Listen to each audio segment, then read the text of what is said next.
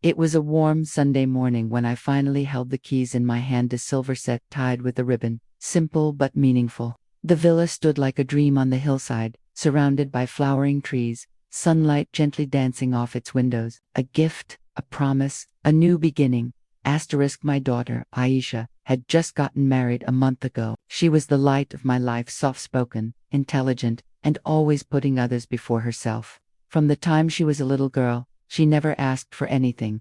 When her friends had lists of things they wanted, bicycles, phones, holidays, she would just sit quietly and smile, happy with what she had. Maybe that's why I always wanted to give her more than she ever asked for. Her marriage had been modest but joyful. She wore a pastel pink lehenga, her face glowing with hope and shyness. Her husband Rayan seemed like a decent young man from a middle-class background and eager to please. His family had welcomed her, though I noticed they didn't say much during the wedding. I had a strange feeling in my chest back then, but I brushed it away. Love is about trust, I reminded myself. After the honeymoon, Aisha and Rayan moved into a small rented apartment in the city.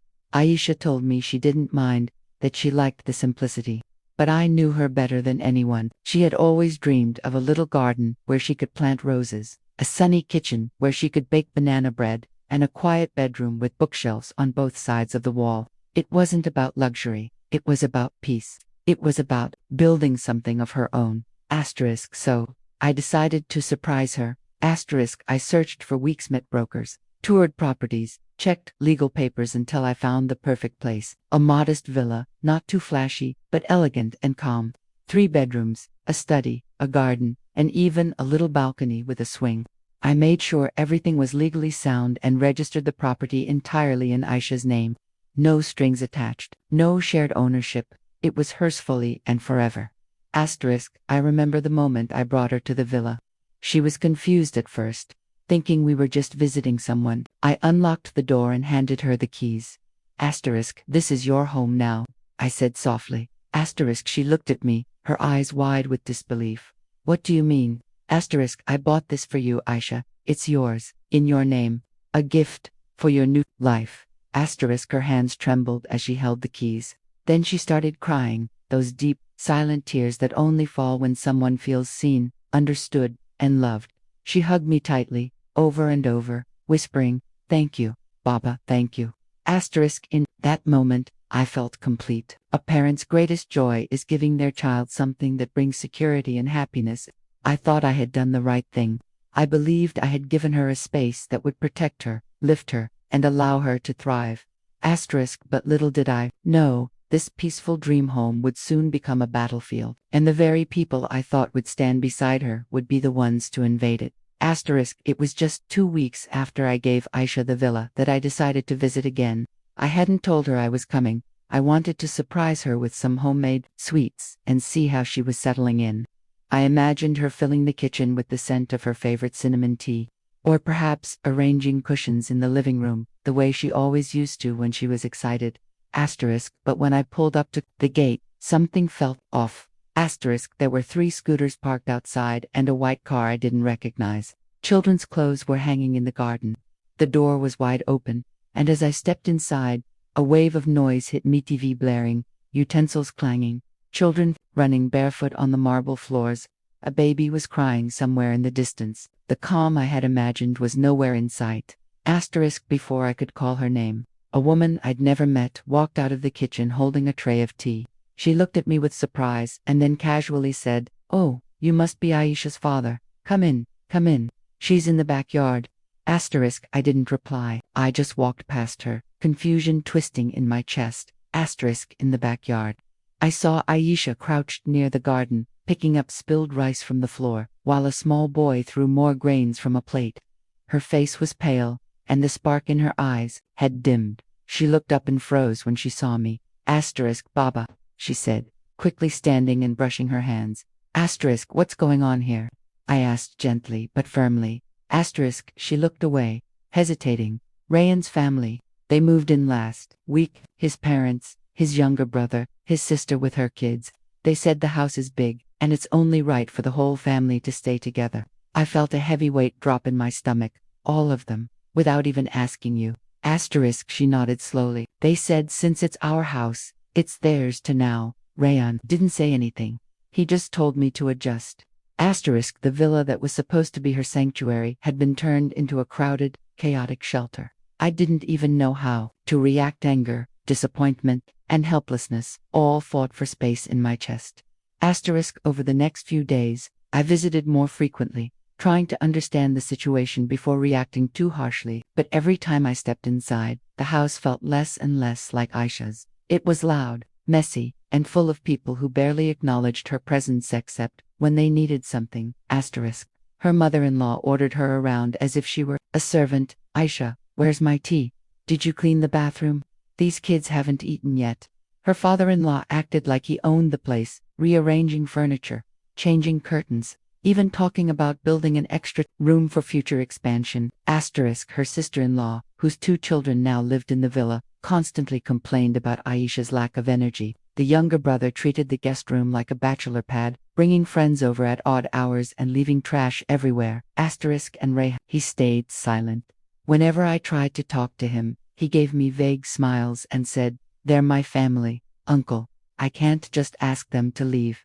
Asterisk. Aisha never complained, but I could see it all. Asterisk. The dark circles under her eyes, the way her hands trembled when she poured tea, the fact that she no longer sat to eat, always the last to take a bite, always on her feet. I noticed how her voice had grown quieter, her shoulders more hunched.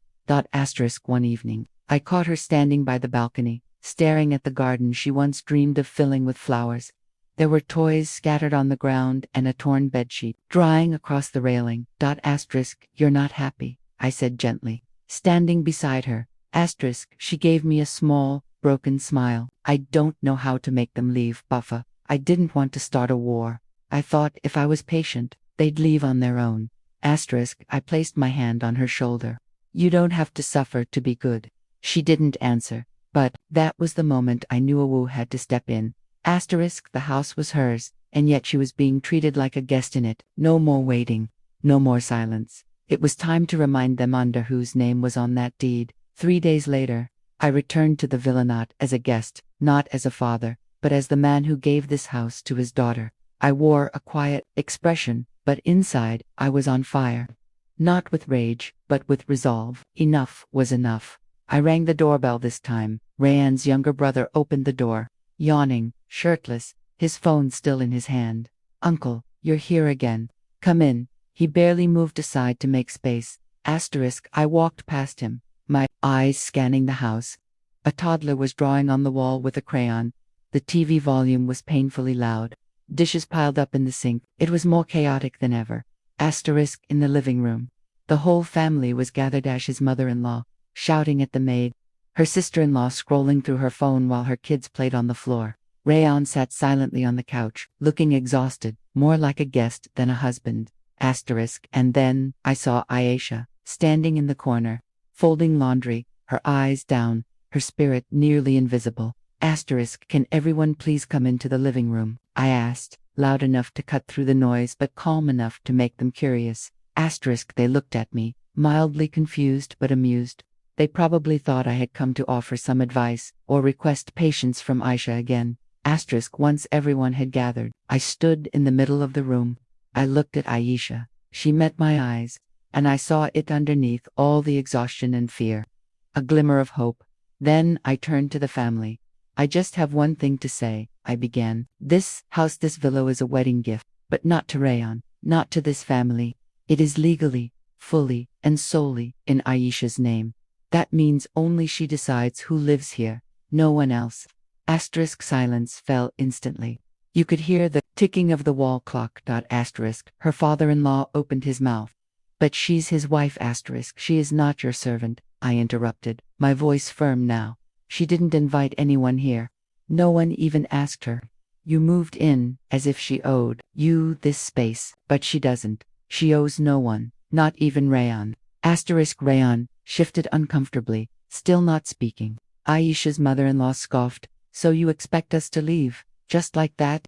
Asterisk. I didn't blink. "Yes, just like that. I gave this house to my daughter so she could build a home, not host a boarding lodge." Asterisk. No one dared speak again. The quiet was no longer awkward, it was heavy, ashamed. eyes avoided mine. Some of them looked at Aisha, who stood straighter now, her hands no longer trembling. Asterisk, I turned to her. You have the right to say what you want. And if you want peace, then peace you shall have. Asterisk, she nodded, slowly at first. Then, with more certainty, I want them to leave. And with that one sentence, everything changed. By that evening, bags were packed. No drama, no tears, just silence and the occasional slam of a cupboard. The mood had shifted completely. The authority they once claimed had crumbled. They knew now legally and morally that they had no ground to stand on. Asterisk, Aisha stood by the door as they left one by one. Her mother-in-law didn't say goodbye. Her sister-in-law muttered something under her breath. Rayon was the last to leave, promising he'd call, but unsure if he'd return. Asterisk, as the gate clicked shut, Aisha closed the door and leaned back against it. Her hands covered her face, and she slowly slid down to the floor. I sat beside her, placing a gentle hand on her back. Asterisk, I'm sorry, she whispered. I didn't know how to stop it. Asterisk, you don't have to be sorry, I said. You just had to remember who you are. Asterisk, we sat there for a while, not saying much. The house was quiet for the first time in weeks, the kind of silence that felt safe, not lonely. Asterisk, the next morning, sunlight poured into the living room, and Aisha opened the windows. She brewed tea the way she liked it, cardamom and ginger. She played her favorite music, arranged the cushions again, and started making plans for the garden. Asterisk, the house was hers again. But more importantly, she was hers again.